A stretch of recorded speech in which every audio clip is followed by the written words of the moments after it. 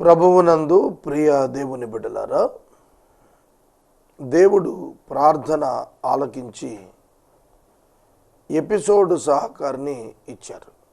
నేటి ఎపిసోడ్ సహకారి ఏలూరు పత్తేబాద వాస్తవ్యులు శ్రీమతి పులిదిండి స్నిగ్ధ గారి జన్మదినం సందర్భంగా భర్త పులిదిండి రూపస్ కుమార్, కుమారుడు ఆరిన్, తల్లిదండ్రులు పులిదిండి కుటుంబరావు, శారద కుమారి, సోదరుడు యశ్వంత్ సహకారం ఇస్తున్నారు. స్నిగ్ధ గారికి జన్మదిన శుభాకాంక్షలు. ప్రభు ఆమెను ఆశీర్వదించి దీవించునుగాక. నూతన సంవత్సరంలో దేవుని ఆశీర్వాదము స్నిగ్ధ గారికి కలుగునట్లు ప్రార్థిద్దాం. రూపస్ కుమార్ గారికి, ఆరిన్ గారికి, కుటుంబరావు, శారదా కుమారి గారులకు, యశ్వంత్కు కృతజ్ఞతలు. ప్రార్థన చేసుకుని ధ్యానం ప్రారంభించుకుందాము. మమ్మలను మిక్కిలిగా ప్రేమిస్తోన్న మా ప్రియ పరలోకపు తండ్రి, మీకు వందనాలు, స్తోత్రాలు. ఈ రాత్రి ప్రత్యేకంగా ఎపిసోడ్ సహకారి కొరకు ప్రార్థిస్తున్నాం. స్నిగ్ధ అను మీ దాసురాలకి నూతన జన్మదినం ఇచ్చారు. మీకు స్తోత్రం, మీకు కృతజ్ఞతలు. బిడ్డను దీవించండి, ఆరోగ్యముతో ఆశీర్వాదముతో కృప చూపండి. రూపస్ గారిని, కుమారుడు ఆర్యన్ని మీరు దీవించండి. కుటుంబరావు గారు, శారదాదేవి గారు, యశ్వంతులను ఆశీర్వదించండి. ప్రభువా, వాక్యము వేల మంది వినటానికి సహోదరి సహోదరుడు సహకారం ఇచ్చారు. ఈ దీవెన వారికి ఇవ్వండి. నేటి వాక్య ధ్యానం ద్వారా మాతో మాట్లాడండి. మా రక్షకుడైన యేసు ప్రభు నామములో ప్రార్థిస్తూ ఉన్నాము తండ్రి, ఆమేన్. ప్రభువునందు ప్రియ దేవుని బిడ్డలారా, దయచేసి మీ పరిశుద్ధ బైబిల్ గ్రంథాన్ని తెరిచి కీర్తనల గ్రంథము 5వ స్కంధము 119వ సంకీర్తన 37వ వచనము మీ ఎదుట ఉంచుకోనండి. కీర్తన ధ్యానిస్తున్న కొలది ఆత్మలో ఆనందము, ఆధ్యాత్మిక స్థిరత, విశ్వాసములో పెంపు నేను గమనించగలుగుతున్నాను. కృప వర్షముగా కురియుట గమనార్హం. 37వ వచనం, వ్యర్థమైన వాటిని చూడకుండా నా కన్నులు త్రిప్పివేయుము, నీ మార్గములలో నడుచుకున్నట్టుకు నన్ను బ్రతికించుము. Turn my eyes from looking at worthless things and give me life in your ways. వ్యర్థమైన వాటిని చూడకుండా నా కన్నులు త్రిప్పివేయుము. మీరు గమనించారో లేదో, కీర్తనాకారుడు దేవునిపై ఆధారపడుతున్నాడు. ఈ వచనంలో త్రిప్పివేయుము, టర్న్ మై ఐస్, త్రిప్పివేయుము. దేవుడు త్రిప్పాలట. వ్యర్థమైనవి మనకు తెలుస్తాయా? జాగ్రత్తగా వినాలి. వ్యర్థమైనవి, వర్త్లెస్ థింగ్స్ మనకు అర్థమవుతాయా? తెలుసుకోగలమా? అనేక సందర్భాల్లో ఆధ్యాత్మిక స్పర్శ లేని వారంగా మారిపోతూ ఉంటాం. ఏది వ్యర్థమైనదో, ఏది మాన్యమైనదో, ఏది అవసరమైనదో మనం తెలుసుకోలేకపోతూ ఉంటాం. అవును, చాలా సందర్భాల్లో మనుషులు వారి జీవితంలో వారు ఎదురవుతున్న ఆప్షన్స్లో దేన్ని సెలెక్ట్ చేసుకోవాలో తెలియక సతమతం అయిపోతూ ఉంటారు. Worthless things. ఈ లోకంలో వర్త్ఫుల్ ఏది, వర్త్లెస్ ఏది, కోరుకొనదగినది ఏది, కోరదగినది ఏది అనేది మొదట అర్థమైతే నీ దృష్టి దేని మీద ఉంచాలో నీకు అర్థమవుతుంది. ప్రసంగి గ్రంథం మీరు చదివితే చాలా విషయాలు మనుషులకు వ్యర్థంగా చెప్పబడ్డాయి, పనికిరానివిగా ఎంచాడు, నిష్ప్రయోజనం అని ఎంచాడు, వర్త్లెస్, యూజ్లెస్. కాబట్టి మనం తెలుసుకోవాల్సిన ప్రాథమిక విషయం ఏమిటంటే the purpose of the life. మానవుని జీవితం యొక్క ప్రాముఖ్య ఉద్దేశం ఏమిటి? కనులు దేని మీద నుండి తిప్పమంటున్నాడు? మానవ జీవితానికి, నిత్యత్వానికి పనికిరాని నిష్ప్రయోజనమైన అంశాల నుండి కనులు తిప్పేయమంటున్నాడు. నేత్రాశ, శరీరాశ, జీవపు డంభం.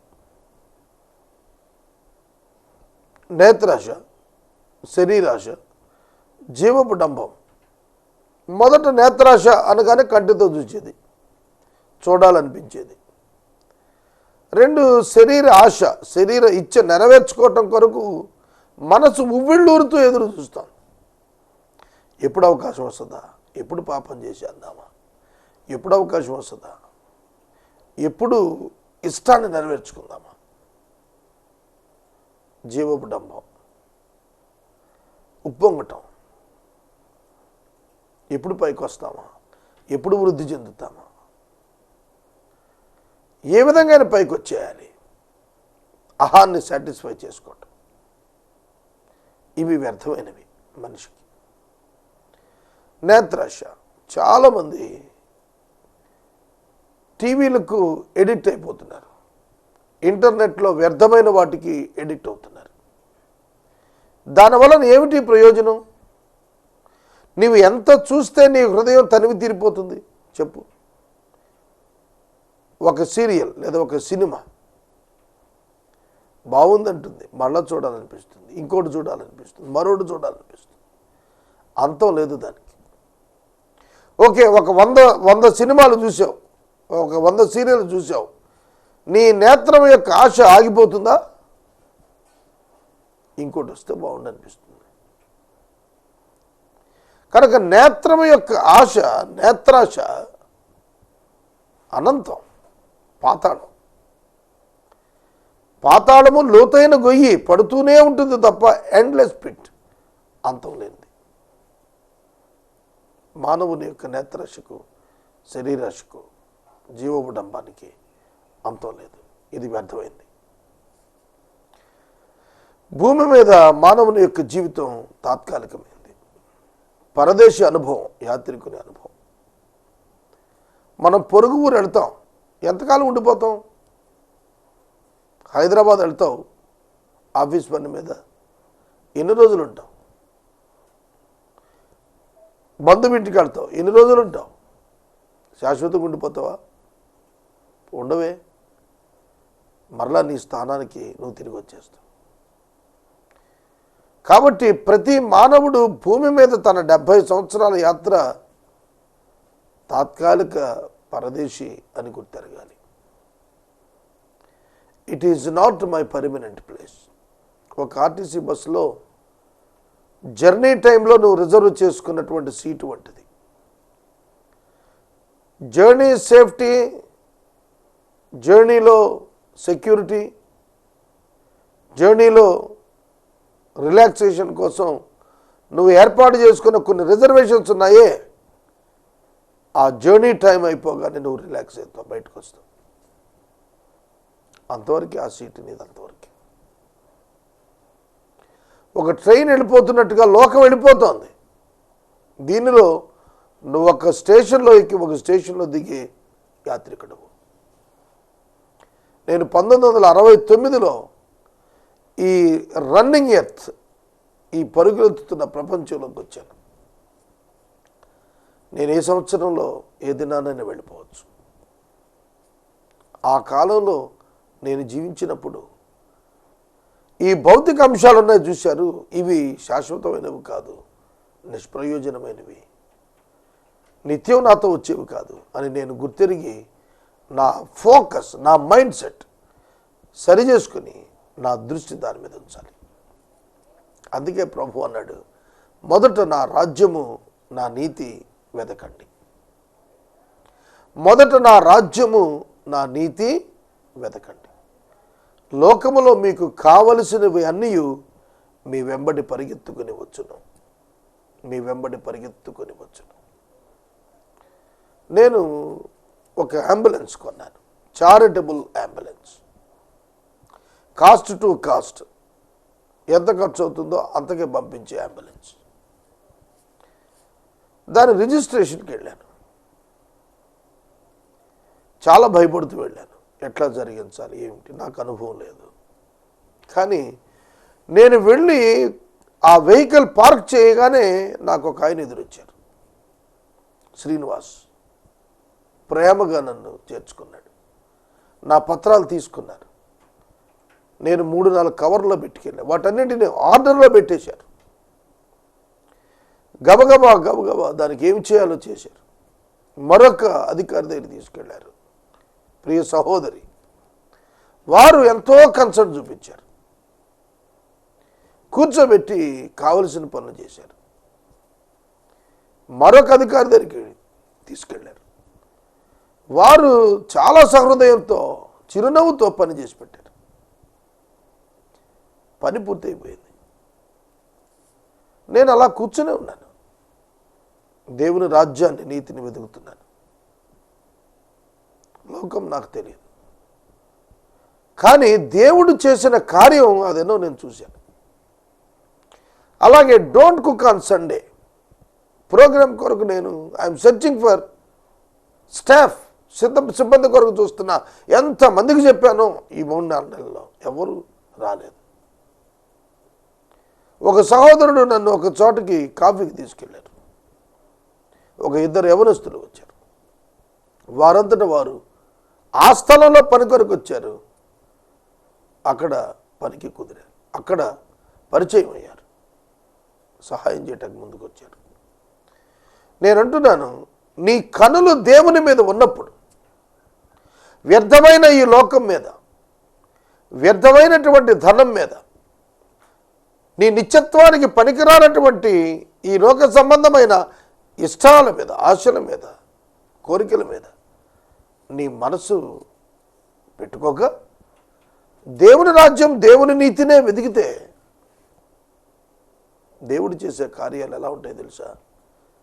గంభీరంగా ఉంటాయి, గంభీరంగా ఉంటాయి. నీ మార్గములలో నడుచుకున్నట్టుకు నన్ను బ్రతికించుము. నీ మార్గాలలో నడుచుకున్నట్టుకు, the purpose of the life is running in the ways of God. దేవుని మార్గాలలో నడవటానికే బ్రతకాలి. పరిశుద్ధుడైన పౌలు అన్నాడు, బ్రతుకుటైతే క్రీస్తే, చావైతే లాభము. నేను బ్రతుకుతున్నది నా కొరకు ప్రాణం పెట్టి తిరిగి లేచిన ప్రభువు కొరకు బ్రతుకుతున్నాను అన్నాడు. 21వ సంవత్సరం ఈ లోకానికి నేను చనిపోయిన వాడిని అయ్యాను. యేసు ప్రభువును అంగీకరించాను. ఆ దినాన ప్రభువు యొక్క శిలువను స్వీకరించాను. దేవుని యొక్క సేవకు వచ్చాను. ఈ 23-24 సంవత్సరాల్లో నేను బ్రతుకుతున్నది నా కొరకు కాదు, క్రీస్తు కొరకు. చాలామంది అంటారు, నా భార్య కొరకు, నా బిడ్డల కొరకు నేను బతుకుతున్నాను అని అంటారు. నా భార్య బిడ్డలకు నేను అనేక మార్లు చెప్పాను, నా భార్య కొరకు నేను బతకటం లేదు, నా బిడ్డల కొరకు నేను బ్రతకటం లేదు, నా ప్రభు అయిన క్రీస్తుకు సాక్షిగా బ్రతుకుతున్నాను. ఏ క్షణాన ఆయన రమ్మంటే ఆ క్షణాన వెళ్తాను. నేను షేర్ చేసుకున్నప్పుడు వాళ్ళేం ఫీల్ అవ్వలేదు. మీకు విషయం తెలుసా? ఏ భార్య అయినా తనకంటే దేవుణ్ణి ఎక్కువ ప్రేమిస్తున్నాను అని చెప్పగలిగితే భర్త ఏమీ ఫీల్ అవ్వదు, సంతోషిస్తుంది. మరెవరినైనా ప్రేమిస్తున్నాను అంటే ఇబ్బంది కానీ ఆవిడికి, దేవుని ప్రేమిస్తున్నాను నీకంటే ఎక్కువ అని అంటే సంబరపడతారే తప్ప విశ్వాసులైన భార్యలు సంకట పెట్టరు. దేవుని మార్గాలలో మనం నడవటానికే బ్రతుకుతున్నాం. ఇది మీకు తెలుసా? యేసుక్రీస్తు ప్రభు భూమి మీద ఉన్న 33.5 సంవత్సరాల్లో 3.5 సంవత్సరాల చరిత్ర సువార్తలో రాయబడింది. మీరు గమనించి చూసుకోండి. నా తండ్రి చిత్తం నెరవేర్చడానికే వచ్చాను, నా పైన నీకే అధికారం లేదు, అనుగ్రహించబడితేనే తప్ప నీకే అధికారం లేదు. ప్రతి యేసు మాట కూడా తండ్రిని బేస్ చేసుకుని మాట్లాడుతూ వచ్చాడు.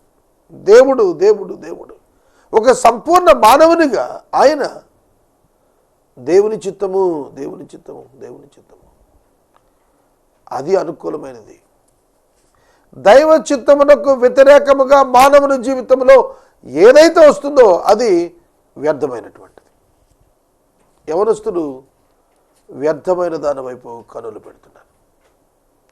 తమది కాని దాని వైపు, తమకు చెందని దాని వైపు కనులు పెడుతున్నారు. వారి దృష్టి చెడు వైపు సారిస్తున్నారు, అక్రమం వైపు సారిస్తున్నారు. అది మంచిది కాదు. దాని నుండి నీ దృష్టి మరల్చబడాలి. ఇహలోక సంబంధమైనటువంటి అంశాల నుండి నీ ఆత్మీయ దృష్టి ఎప్పుడు మరల్చబడి విశ్వాసమునకు కర్త అయిన యేసు వైపు చూస్తావో అప్పుడు నీ జీవితం భిన్నంగా ఉంటుంది, ఆదర్శప్రాయంగా ఉంటుంది, దీవెనకరంగా ఉంటుంది, ఆకర్షించేదిగా ఉంటుంది. నీ మార్గాల్లో బ్రతికేట్లుగా నన్ను చేయమంటున్నాడు. నడుచుకున్నట కొరకే బ్రతకాలి. ప్రభు యొక్క మార్గములో నడుచుకున్నట్ట, ప్రభు యొక్క పని చేయుట, ప్రభు నన్ను ఏం చేయమంటున్నారు ఈ దినాన? ఈ దినం నా జీవితంలో పరమార్థం ఏమిటి? ఈ దినం నాకు ఎందుకు ఇవ్వబడింది?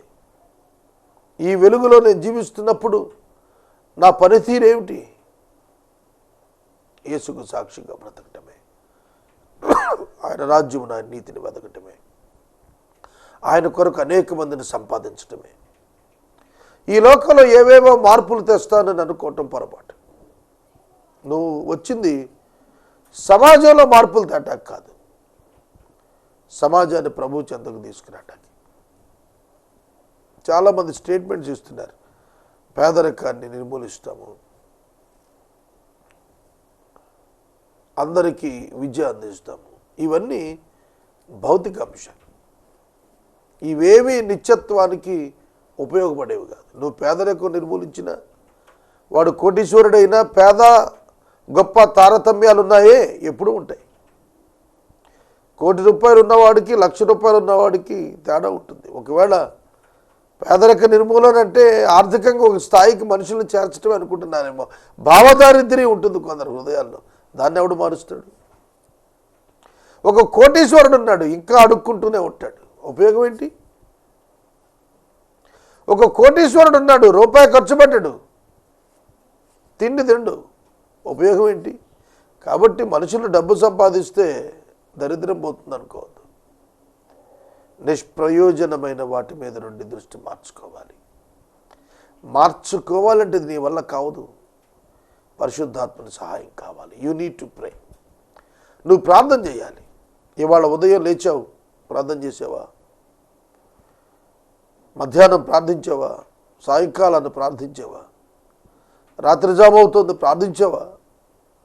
ప్రభు సన్నిధిలో ప్రార్థన చేయి. నా కన్నులు త్రిప్పేయవయ్యా ప్రభువా, నా దృష్టి మరల్చయ్యా. చూడండి, లోక సంబంధమైనటువంటి అంశాలపైన దృష్టి పెట్టుకున్న వాళ్ళు నిరాశపడ్డారు. సింహాసనం మీద దృష్టి పెట్టిన వాళ్ళు దాన్ని చేరుకోలేకపోయారు. దేవుని కొరకు ఆశ పెట్టుకున్న వాళ్ళు సింహాసనాలు వేయలేరు. అలాగన ఈ లోకంలో అనేకమైన విషయాలు, వ్యర్థమైన వాటిపైన కనులు త్రిప్పుకున్న వారి జీవితాల్లో చూడగలుగుతాం. ప్రభువు నీ మనసు మార్చాలి, నీ మనసును సరిచేయాలి. నీ డైరెక్షన్ని ఆయన ఒక్కడే మార్చగలుగుతాడు. ఎందుకంటే నీ హృదయం నీకు కూడా తెలియదు. నీవు మోసపోతావు నీ హృదయం చేత, నిన్నే అది మోసం చేస్తుంది. కాబట్టి వాక్యం దగ్గర ప్రార్థన చేయి, ప్రభువా నీ కొరకు బ్రతకటం నాకు నేర్పించయ్యా అని అడుగు. నీవు ఇచ్చిన వాక్యము మనుషులలో భయం పుట్టిస్తోంది, నీ సేవకునికి దాన్ని స్థిరపరచుము. వాక్యము నీలో భయం పుట్టిస్తుందా? Confirm to your servant your promise that you may be feared.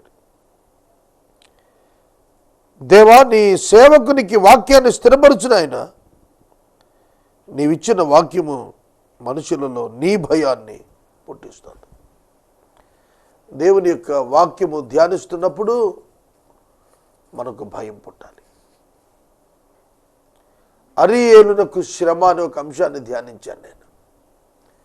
అది చదువుతుంటే హృదయంలో చాలా భయం వేసింది. దేవుని పిల్లలం మనం ఎలా బ్రతుకుతున్నాం? దేవుని పిల్లలం మన హృదయం ఎలా ఉంది? మన క్రియలు మ్యాచ్ అవుతున్నాయా? మన థాట్స్ ఏ విధంగా ఉన్నాయి? అది పరిశీలించుకున్నప్పుడు ప్రభు ముందు నిలబడాలంటే భయం. ప్రభు ముందు నిలబడాలంటే భయం. ఒక హోంవర్క్ చేయని విద్యార్థి క్లాస్ టీచర్ ముందు గజగజలాడినట్లు, ఒక జడ్జి గారి ముందు ఒక దోషి గజగజలాడినట్టు అర్థమవుతుందా? కాబట్టి మన జీవితాల్లో దేవుని యొక్క భయం కావాలి. నీ న్యాయ విధుల ఉత్తమములు, నాకు భయము పుట్టించుచున్న నా అవమానమును కొట్టివేయము. నీ న్యాయ విధులు ఉత్తమములు, నీ న్యాయ విధులు ఉత్తమములు. Turn away the reproach that I dread, for your rules are good. నాలో భయం పుట్టిస్తుంది నా అవమానం, దాన్ని తీసే బ్రహ్మ అంటున్నాడు. చూడండి, కొన్ని సందర్భాల్లో మనకు అనిపిస్తుంది మన యొక్క పాపము మనం ఒప్పుకుంటే ఏమవుతుందో అనే భయం వస్తుంది. ఆ భయం తొలగించాలి. పాపమును ఒప్పుకుంటే విడుదల వస్తుంది, నష్టమేమి రాదు. తాత్కాలికంగా కొంచెం టఫ్ టైం రావచ్చు, కానీ చాలా రిలాక్సేషన్ స్పిరిచువల్గా నువ్వు ఎంజాయ్ చేస్తావు. కనుక నీ పాపాన్ని దాచుకోవద్దు. దేవుని న్యాయ విధులు ఉత్తమములు. దేవుని న్యాయ విధులు అన్న చోట ఇక్కడ ఇంగ్లీష్ బైబిల్లో ప్రామిస్ అని వాడాడు. దేవుని న్యాయ విధుల్లో వాగ్దానాలు కూడా ఉన్నాయి. అంటే దేవుని యొక్క వాక్యములో కండిషనల్ బ్లెస్సింగ్స్ ఉన్నాయి. కొన్ని నీవు ఇలా చేస్తే నేను నిన్ను దీవిస్తాను, నువ్వు దశమ భాగం ఇచ్చి చూడు, నేను నీ అవసరాలన్నీ తీరుస్తా అన్నాడు. ఐగుప్తు యొక్క రోగాలు రాకుండా చేస్తాను, నువ్వు ధర్మశాస్త్రం చొప్పున నడువు అన్నాడు. వాళ్ళు చేశారు, అనుభవించారు వాటిని. Conditional blessings. కండిషనల్ బ్లెస్సింగ్స్ నీవు నాకు చేయి ప్రభువా. నా జీవితంలో ఉత్తమమైనటువంటిది నీ మార్గము వెంబడి నడిచి పొందేటువంటి దీవెన అని చెబుతున్నాడు. నీ ఉపదేశములు నాకు అధిక ప్రియములు, నీతిని బట్టి నన్ను బ్రతికింపుము. Wonderful. Behold I long for your precepts, in your righteousness give me life. చక్కటి మాట. ఉపదేశాలట అధిక ప్రియములట. ప్రియము, అధిక ప్రియము. దేవుని యొక్క సందేశం, దేవుని యొక్క బోధ, దేవుని యొక్క ఉపదేశం అధిక ప్రియము. స్పిరిచువల్ లైఫ్లో నువ్వు ఎదిగే కొలది ఒక స్థాయికి వస్తావు. ఏమిటంటే దేవుడు నాతో ఏం మాట్లాడతాడు ఈ వాక్యం ద్వారా, ఈ సిచ్యుయేషన్ని ఎట్లా ఫేస్ చేయాలో దేవుడు నాకు ఎట్లా నేర్పిస్తాడు, దీని కొరకు చాలా ఇష్టంగా ఎదురు చూస్తాం. How God will deal this issue. నేను ఒక ప్రధాన సమస్యను ఒకదాన్ని అబ్జర్వ్ చేస్తున్నాను. How our Lord will deal this. I'm in prayer now. నేను ప్రార్థన చేస్తున్నాను ఈ కాలంలో. చూస్తాను, నేను చక్కటి పరిష్కారం చూస్తాను దానికి. ఒక సమస్య ఉందనుకోండి, ఒక సన్నివేశం ఉంది, ఒక సంఘటన ఉంది, దానిలో how we have to react, మనం ఎలా రియాక్ట్ అవ్వాలి, మనల్ని దేవుడు ఎట్లా నడిపిస్తాడు, ఈ విషయాలు మనం చూడాలంటే ఆయన ఉపదేశాలు అధిక ప్రియమైనవిగా ఎంచుకోవాలి. దేవుడు నా జీవితంలో ఏం చేస్తాడా అనేది నువ్వు ఇష్టపడినప్పుడు ఆయన ఉపదేశం ప్రియముగా ఎంచుకో. నీతిని బట్టి నన్ను బ్రతికించు, నీతిని బట్టి బ్రతికించు. In your righteousness give me life. నీతిని బట్టి, దేవుని నీతి మనుషులను బ్రతికిస్తుంది. దేవుని నీతి మనుషులను బ్రతికిస్తుంది. దేవుని వాక్యములో దేవుని నీతి ఉన్నది. ధర్మశాస్త్రము నీతి కలిగినది, విశ్వాసము నీతిని కలిగించేది. ధర్మశాస్త్రం నీతి కలిగింది, విశ్వాసము నీతి కలిగించున్నది. అర్థమైంది? నీతి గల ధర్మశాస్త్రాన్ని అనుసరిస్తూ విశ్వాసం ఉంచిన వాడు నీతివంతుడవుతున్నాడు.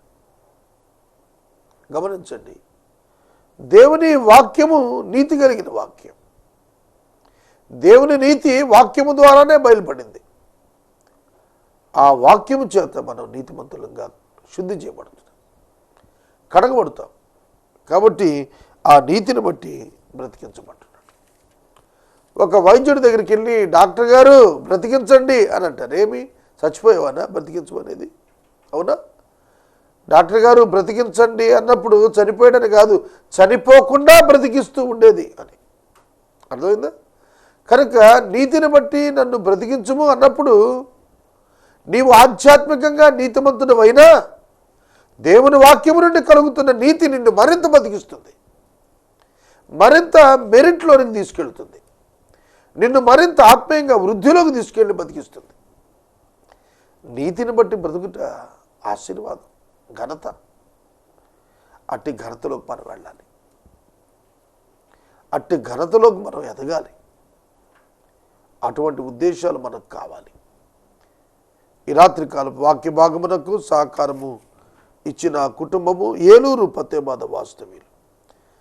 పులిదిండి స్నిగ్ధ గారి జన్మదినం సందర్భంగా భర్త రూపస్ కుమార్, కుమారుడు ఆరిన్, తల్లిదండ్రులు కుటుంబరావు శారద కుమారి, సోదరుడు యశ్వంత్ సహకారాన్ని ఇస్తున్నారు. దేవుడు ఈ కుటుంబాన్ని దీవించును గాక. మనము ఇంతవరకు డాక్టర్ కారుపాటి శ్యామ్సాగర్ గారి ద్వారా బైబిల్ స్టడీలోని వాక్య ధ్యానమును కీర్తనల గ్రంథము నుండి ధ్యానం చేసుకున్నాము. ఈ కార్యక్రమం ద్వారా మీరు పొందుకొనుచున్న ఆత్మీయ మేలులు ఒక ఉత్తరం ద్వారా మాకు తెలియచేయండి. మీ ప్రార్థనా మనవులు మాకు తెలియచేస్తే ఏసే పరిష్కారం కార్యాలయం ఏర్పాటు చేసిన ప్రత్యేక ప్రార్థనా శిబిరంలో మీ కొరకు ప్రార్థిస్తాం. మీ కుటుంబ పక్షముగా ఒక ఎపిసోడ్ ప్రసారం చేయాలనుకున్నారు మాకు తెలియచేస్తే మా సిబ్బంది మీ గృహాలను దర్శిస్తారు. ముగింపు ప్రార్థన ఆశీర్వాదాలతో ఈ కార్యక్రమాన్ని ముగించుకుందాం. ప్రార్థన చేసుకుందాం. మమ్మలను మిక్కిలిగా ప్రేమిస్తున్న మా ప్రియ తండ్రి వందనాలు. స్నిగ్ధ గారి కొరకు ప్రార్థిస్తున్నాం, బిడ్డను దీవించండి. రూపస్ గారు ఆర్యన్ కొరకు ప్రార్థిస్తున్నాం. కుటుంబరావు గారు, శారదా కుమారి గారు, యశ్వంత్ కొరకు ప్రార్థిస్తున్నాం. బిడ్డలను దీవించండి. రేపటి నుండి మాసము అంతము వరకు ఎపిసోడ్ సహకారులను పంపించండి. నిబంధన ఛానల్ కొరకు సహాయం చేయండి. యేసు నామములో ప్రార్థిస్తున్నాం తండ్రి, ఆమేన్. తండ్రి అయిన దేవుని ప్రేమ, కుమారుడైన యేసయ్య కృప, పరిశుద్ధాత్మ దేవుని యొక్క అన్యోన్య సహవాసం సదాకాలము ప్రతి బిడ్డకును తోడై ఉండను గాక.